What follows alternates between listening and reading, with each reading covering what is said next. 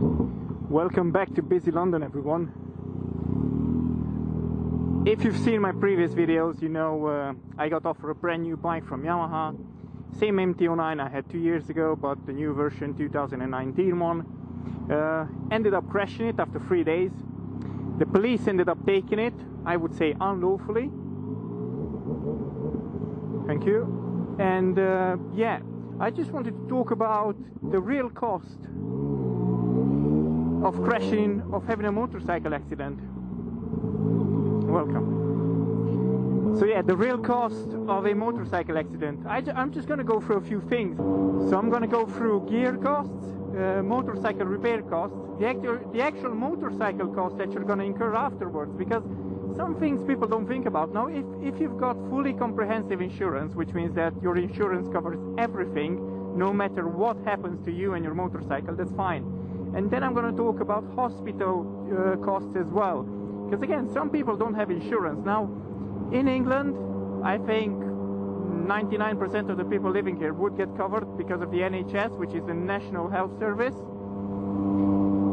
But in some countries, I don't know, you might not get covered, you might need to pay for things and so on and so forth. So yeah, first thing, I'm going to talk about gear. Now, the gear that got damaged in my accident was my helmet, which I think retails for about £500. Now, I paid a lot less for it. I think I got it on offer for about 320. It's a Schuberth C3 Pro. Love that helmet. Number two was the jacket. Now, the jacket again retails for about 190. Alpine Stars Andes Dry Star version 2. I had to buy a separate back protector for it, which was the what was it? Forcefield? Yeah, Forcefield back protector, CE2 rated. That cost me about 50 or 60 pounds as well. I can't remember. I'll add up everything else. Now, my gloves as well. Gloves cost me 70 pounds. Alpine Stars SP8, I believe they were. And yeah, that's about the cost of the gear that I managed to damage in the crash.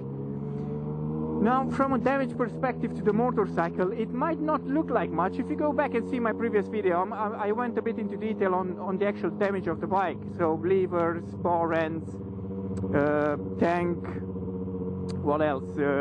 Foot peg on the right hand side, the rear brake. So yeah, the side panel as well. So if you take everything into account, and consider that usually, so if you go for insurance will try to bring your bike back to what it was before you had the crash. So even if you have a tiny scratch on the bike, they're going to try to fix it for you. Now, if I have to consider even the tiny scratches on the rims, on the rear swing arm, the tank again, as I mentioned before, so all the bits that got scratched slightly, the cost of repairing the bike would be... Come on, man, made me jump. So the cost of repairing the bike would be around £3,400, more or less, or 3,200. I can't remember. I'll put the cost up anyway in the video. So that's the actual repair cost of the bike. Now, obviously, I didn't pay all of that. I paid for the side panel to be repaired, but again, I talked about it in my previous video. Side panel, also the the rear foot brake, the footrest, all that piece, all that part that comes with it. So I think the actual cost me about £400 if I'm not mistaken. Not that bad considering. Now, besides that, there's obviously, you've got the medical costs as well. I don't know why. I mean, the hospital made a mistake, or I don't know, couldn't find my name in the database or whatever, but they did send me a bill, an invoice for all the medical charges. Do you know what? I'm just gonna move forward because otherwise I'm gonna get stuck here for a while. So yeah, the hospital mistakenly emailed me an invoice for the operation that they did. Really minor operation, I would say, as well. So nothing major, nothing serious. That cost me about £5,000 as well. Yeah, £5,000. 5,000 for a metal plate in my wrist, and that's about it. So that's a lot of money as well. So yeah, 5 grand for this, 3 grand to repair the bike, almost a grand in gear that I damaged. So yeah, just I hope you're keeping track of the cost. Then we're gonna talk about the bike. Again, some people might have fully comprehensive insurance, which is fine, which means that if you crash the bike and if you damage it, the insurance is going to repair it for you. Now, if you wouldn't have any insurance whatsoever, if you had third party, which means that if you get into an accident, your insurance is going to pay for the damage that you cause to a third party, so not the actual damage that you cause yourself. So if you have third party cover, and if you damage the bike in such a way that it's a write-off, so you can't repair it, it's just too expensive to repair it, it makes no commercial sense to repair it, that means that the finance company, if you didn't pay for the bike in cash, which I didn't, it's on finance, the finance company will want their money back for the bike, because obviously you've damaged goods that technically still belong to them because you haven't paid them off. Now, the finance company sent me a letter after it got notified by the police that the motorcycle was seized, and they've told me, well, we've been advised that your vehicle has been seized.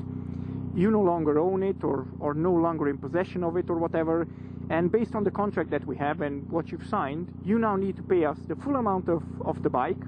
So yeah, the full amount of the bike that you still have outstanding on the contract, plus various penalties and surcharges and interests and everything else because of what happened. So the total bill came almost up to £10,000. Still keeping up? Yeah, £10,000. So now, obviously, I phoned up the finance company and told them, look, I still have the bike. I just have to go and recover it from the police impound and everything, so that's fine. It's not like I've lost it or something. I've just been involved in a small accident. Slate came off, and it is what it is. So in the end, they said, well, you know what, we're going to cancel the invoice. It's fine, no worries whatsoever. Just give us an update on what's going on. So I phoned up the hospital and I told them, look, I have been paying taxes. I have no idea why I have to pay for this surgery, because I should be covered by the National Health Service. So I had to provide, I don't know why they couldn't find me in their system. So I had to provide my work contract to prove that I'm employed.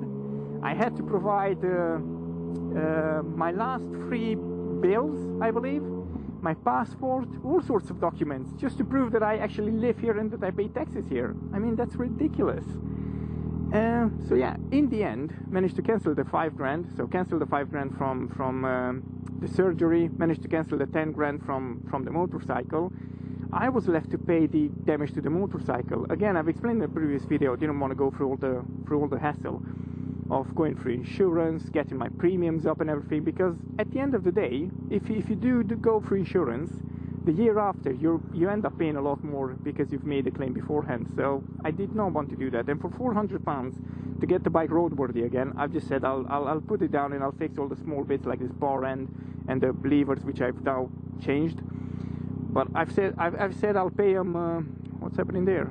Oh, mister, should not do that, should you? Anyway, so I said I'll pay for everything else afterwards, which yeah, I'm doing now, which is fine. But yeah, if you're not insured, if you don't have medical insurance, if your bike is not covered by insurance and everything else, the cost can be really, really high. I mean, you could be looking at £20,000. If you were to hit someone as well and the insurance wouldn't cover you, and that person would come asking for damage, you could be talking a lot more money. So the lesson is, make sure you're insured, make sure you don't do anything stupid. And yeah, if you have to pay a bit more for, I don't know, comprehensive cover, just pay it, man. I didn't pay for it because it was silly money. But yeah, if you have the possibility, just do it. It's worth it. It's really worth it. If your insurance gives you the option to buy personal injury cover, if it's nothing, if it's like £20 or something, just buy it. It's worth it. Because if I would have had personal injury cover, I think I would have gotten a few £1,000s just out of the fact that I've been, I don't know, under surgery. Oh yeah, another cost that you need to add on top is I wasn't able to go to work for a good couple of weeks. So if you don't go to work, you don't get paid. You don't get paid, you don't have money. So not good. It's not a situation you want to find yourself in. So lesson is, get insured, get the highest level of cover that you can. And yeah, if you think that the cost of an accident is just getting your bike repaired, not really, man. There's a lot more stuff that can go wrong. But as always, thank you for watching. Thank you for tuning in. This was a short and sweet one, just to give you an update on the costs that I had to incur. And hopefully, I don't know, give you a lesson on what to expect just in case you crash your bike, which I hope you never will. one. I've got one more episode coming out, because you're not going to believe this. I mean, after all these unexpected bills that I got, after crashing the bike, after the police trying to take it away and crush it, more stuff happened, man. I'm just unlucky. I am so unlucky. Just tune in for the next episode as well. Thank you for watching. Thank you for tuning in. Thank you for subscribing. I hope I didn't run a red light because I wasn't paying attention. This is green. And yeah, do come back for more in the future.